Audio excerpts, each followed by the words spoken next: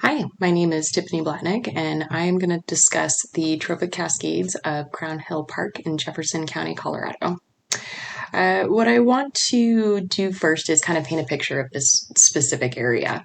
It is just under 300 acres of fairly wild land, smack dab in the middle of Jefferson County. It is surrounded on all sides by busy streets, apartment complexes, businesses, but it's a pretty wide open space, and there's a lot of wildlife here. There's amazing tracking that can be done, a lot of wildlife sightings, and it's a pretty bustling area for different animals. The interactions that happen here are pretty profound. I do spend quite a bit of time in this area, and I've come to love it and have kind of an interesting relationship with it.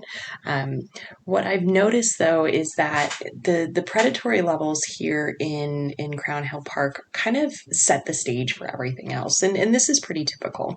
What we're talking about here are the keystone species for this area, and namely coyote. This is going to be the biggest predator in the area. There are rumors that mountain lion have come through.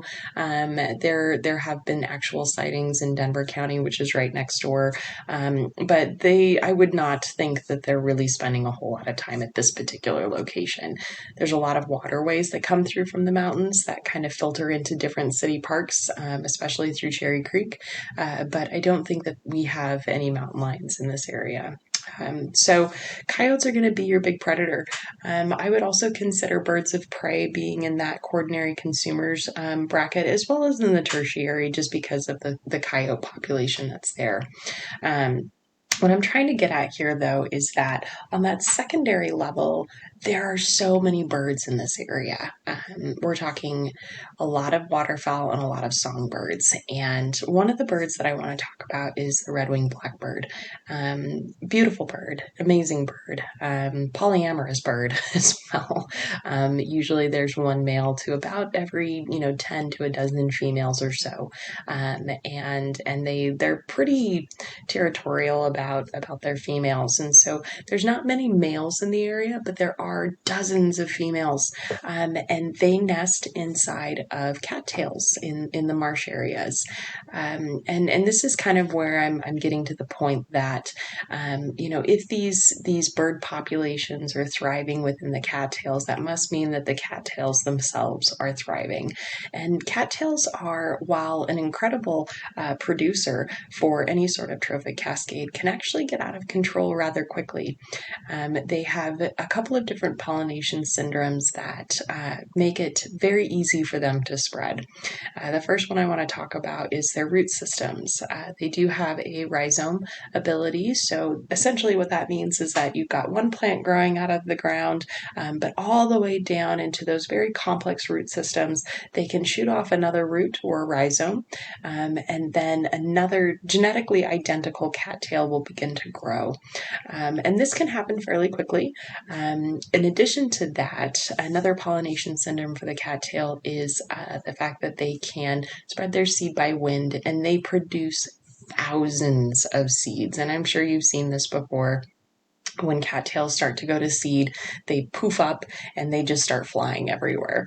And they can go in the wind and actually travel quite far.